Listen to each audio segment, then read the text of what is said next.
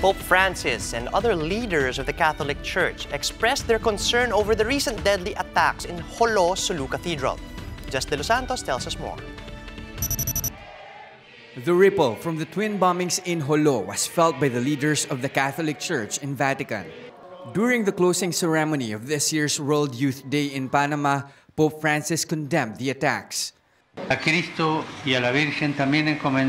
We ask Christ and the Virgin for the victims of the terrorist attack that took place this Sunday in the Cathedral of Jolo in the Philippines.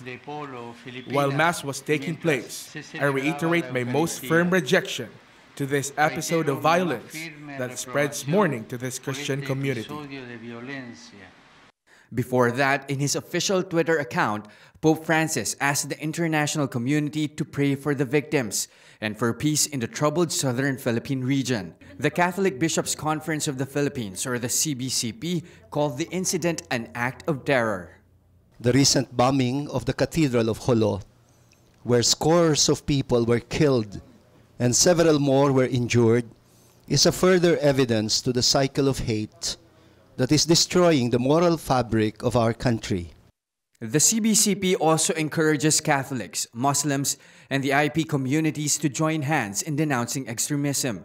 Cagayan de Oro Archbishop Antonio Ledesma hopes that the bombing won't be a blow to peace in the region, especially that the BOL has been ratified. So we hope that this bombing of the cathedral will not sidetrack us, the majority communities of both Muslims and Christians, from the path of lasting peace through the Bangsamoro Organic Law.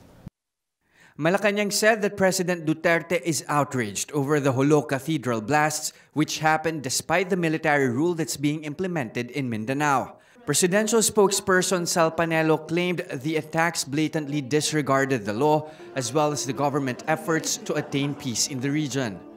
Movement to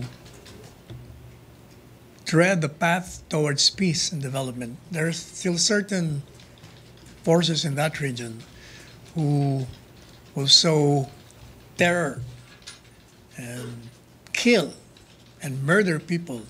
With more reason, martial law should be in place, because if you can do that under a martial law regime, then the more reason you should maintain it and be more strict in the implementation of security measures in that area.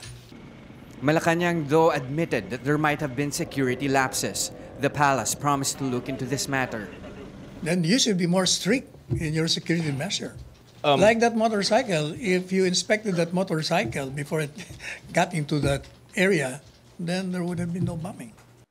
Malacanang ensures the public that it will investigate on the matter. Duterte recently visited the site of the bombing to inspect the damage and personally offer his condolences at the wake of those who perished. The United Kingdom has warned its citizens against traveling to Mindanao, while the United States has condemned the bombings. The Justice Department has also ordered the NBI to look into the deadly incidents. Jess De Los Santos, We Are One News.